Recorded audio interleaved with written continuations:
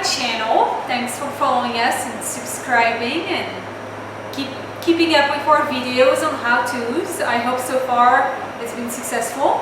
If not, give us some questions. We're happy to answer them and giving you some feedbacks. Today we're going to talk about Levain. It's a little bit of a tricky subject. Not that it's complicated, but it requires you to just have a routine with it and just kind of, it's like a pet. You know, when your pet needs to go to the bathroom, you know, because you're with your pet all the time. When your pet needs to be fed, you know, because you're with it all the time. If you've never had a pet and I ask you how to care for it, it's a little bit hard to like explain how it feels, what they need, what they want. So it's kind of similar with the Levain. It's an active agent that's going to help ferment the doughs, and therefore there's so much live bacteria in it that it has its own kind of personality in a way. It's called sourdough starter in the United States, but it's called Levain in French, Levain. And it was translated into sourdough starter because it is used to make sour doughs. Although I don't really like that translation, only because people expect then that it be sour when it doesn't necessarily have to be. So we'll go over that today a little bit. We'll get started. Once you want to have a Levain, the best thing to do is to start the fermentation.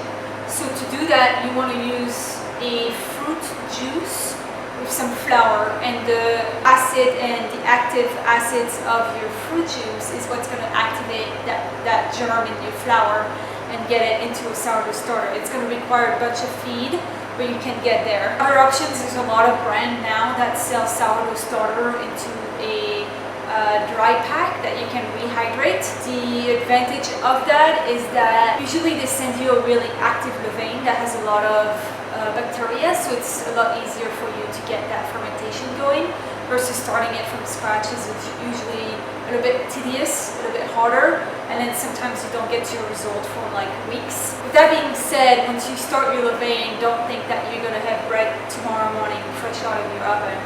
It does take a few weeks for you to feed it, have it adjust to your environment, and be active and ready to do its job essentially, which is naturally ferment your dough. So if you don't have an active Levain, your dough is not going to rise. So once you have that active Levain, the Levain that you keep on hand all the time, it's called the mother Levain. Most bakeries give it a name. We have one for ours. It's Alphonse. It's just a French name. We've had it forever. My Levain comes from one of my chefs in France. He started his Levain 60 years ago with his parents owned an apple farm. So he chose the apple, he fermented it with the flour and had this Levain for almost 60 years when I took some from him and went to the States with it. While it has a really cool history, unfortunately the way he started it does no longer have impact on how the Levain is today. The Levain today is the Levain by or bacteria in the water, or bacteria in the flour, and or bacteria in our environment. Especially in Arizona, it's dry, there's a lot of, more so of a dust state, so it doesn't have a lot of bacteria in the air. And so after all these years, the story is cool, but the Levain no longer has that personality. It's entirely adjusted to ours. And this is also why when you change environments, sometimes your Levain will act a little bit funky. So that's why it needs to readjust to its new environment. What we try to do with our Levain is be consistent with the flour we give it. And then for the water, we use our tap water. When we first moved here and I wasn't sure how the water was going to affect my Levain, I would use filtered water. I would specifically go and buy filtered water to just feed the Levain, and then now we do such big quantities. And then we've tested it with just our running water, and it works, that we're comfortable enough and confident enough to just keep it the way it is with running water. So the mother Levain that you have, you should never not have any more of that. So let's say you're going to make your bread tomorrow, you need some Levain for your bread. You're going to refeed part of your mother that's going to be dedicated specifically for making that bread tomorrow, and you're going to keep some of your mother. Now if your mother's running low, and you're like, okay, well I used most of my mother, I'm going to have my bread for tomorrow, that's great, but the next day I'm going to need mother again, and your mother's running low, you're going to refeed your mother. So at all times in our bakery we have two levains, the one that has been fed for our usage, and then we have our mother in the fridge. If one day you run out of mother or your mother dies, that's it. There's no more levain, you start over. And that can be pretty devastating, especially that our bakery is, we use levain in everything we do that's naturally fermented, or croissant or baguette or spelt. So our mother levain is really quite crucial to keep. Also because of our volume, we always have to be 2 days ahead with our mother and our levain. So 2 days before our Saturday, for example, so a Wednesday, I'm going to be like, okay, how much bread do I need this Saturday? And I'm going to need to start planning ahead to make sure that the next day, the Thursday, I have enough mother to feed for the Friday feed, and then for Friday I have enough feed for my croissant and my spelt and my baguette and all of that. So the mother, you don't need to feed it every single day. It'll last up to a week, sometimes even 2 weeks without being fed. But if you're in a rush to make bread and you haven't done a specifically feed for your bread, your mother might, if it has been in the fridge for 3 days, your mother might not be active enough to leaven the bread the way it needs to. So while it's not dead, it's also not active enough to do its job. So essentially the way the levain works, it's like a curve. So once you feed it, it gets activated and then it gets at its peak. You want to use it at its peak, and then it starts dying a little bit. So when it starts dying a little bit, I wouldn't recommend using it in your bread. You could, it'll be a little bit more sour, but it's definitely not going to have as much of an active agent. And that's why we keep the mother a little bit longer than a daily feed, just because even if it starts dying a little bit, it's not entirely dead, and since we don't use it in our bread directly, it's not really an effect on our production. So this is our mother. It has quite a bit of bubbles, but they're really, really big bubbles. All those guys, it's all the active agent just fermenting and being happy. Yeah, we treat it like a pet, like a plant, like a part of our production, and it needs to be alive all the time, it needs to be checked on, it needs to be fed. There's two components that are really important when feeding a levain: the temperature and the temperature of the water. Bacteria grows with a warm, humid environment and dies when it's too cold or too hot. So even if it's cold outside and you think, oh, that's not going to get active fast enough because it's so cold outside, you want to use warmer water, yes, I highly recommend that. But if your water is way too hot, it's going to kill the bacteria, so you don't want that. And then let's say it's really, really hot outside, you need to actually control the temperature of your levain, or it's going to over-ferment way too fast. So while you expect the levain to ferment within 4 to 8 hours, it's also really dependent of the environment and the temperature. So in the summer in Arizona, the summer really impacts our production just because it's so hot here. So we try to cool the water quite significantly. And then also another good tool is to put it in a refrigeration right after you're done, so it doesn't get active too fast. So those are two options. Another option is to use a little bit less levain in your feed, just so it doesn't overactivate.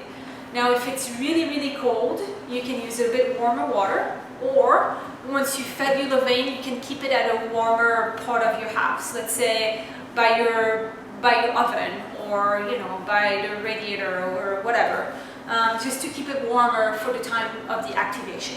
For the mother, usually we don't stress too much about it being super active. We just feed it, put it in the fridge, and let it have its life.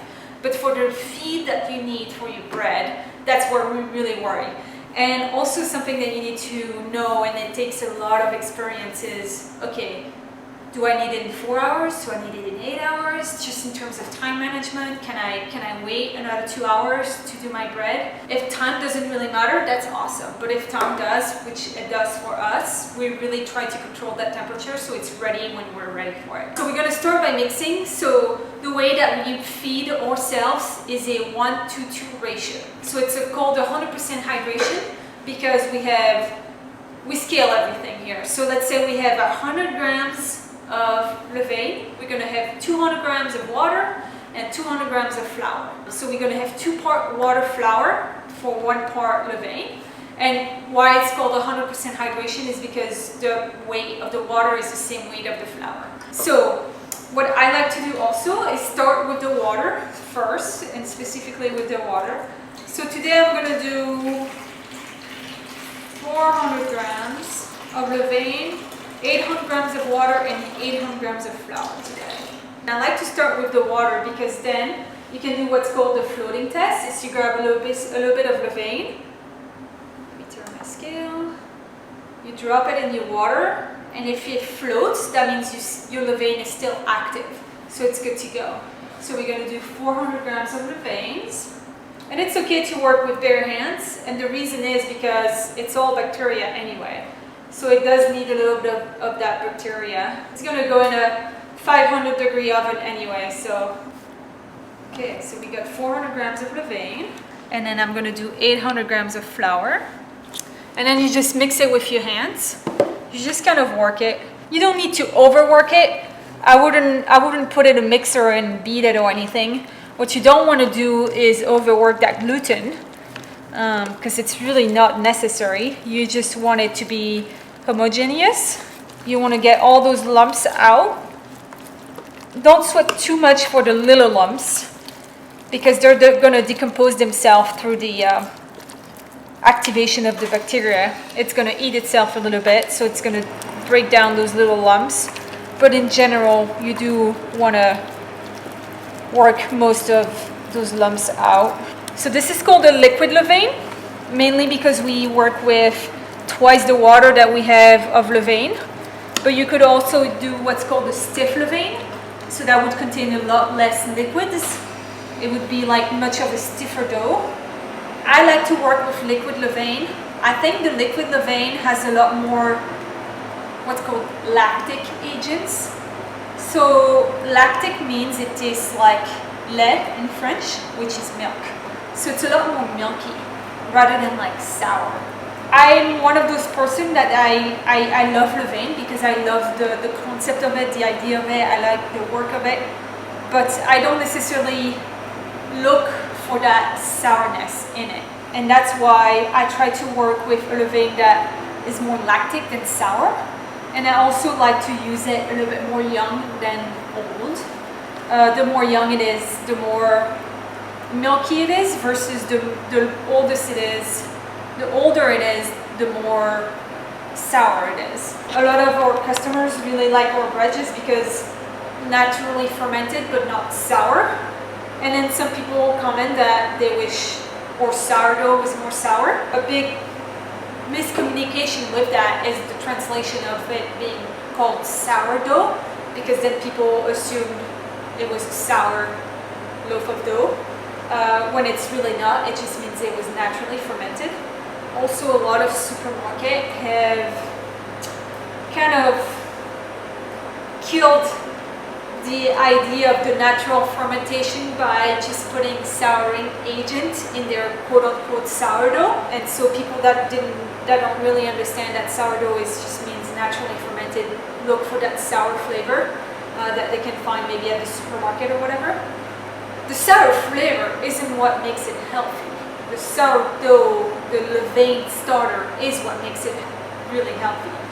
Basically, the bacteria kind of eats up the gluten and kind of breaks it down for you, which is really nice. That's number one. Number two, the biggest thing about sourdough starter and sourdough breads is time.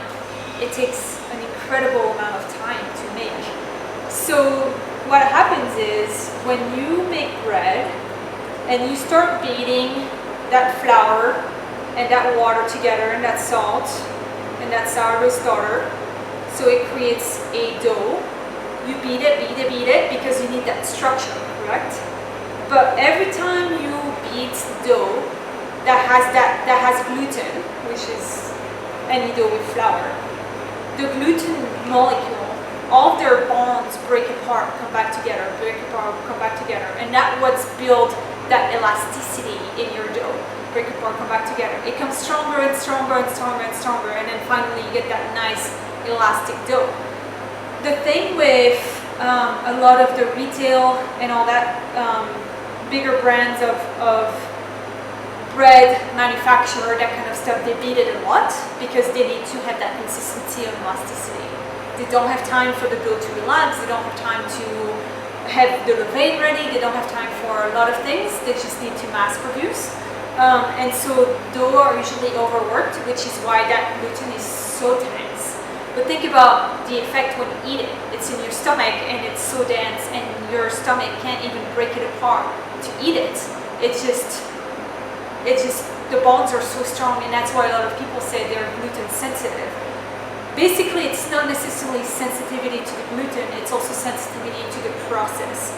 When we do sourdough, because of the time that it constantly needs in between the levain being ready, mixing, resting, folding, pre-shaping, the dough always like you work it a little bit, then it relax. Then you work it a little bit, then it relax. And at some point it's just not as elastic and not as much as the dough structure that people eat it and they can actually digest it. The bacteria in the levain also does help with breaking down that really tense gluten structure, so that people can eat it and actually break it down in their stomach more easily. And we give it love and we give it time. That's the biggest thing. It takes us 2 days to make any dough.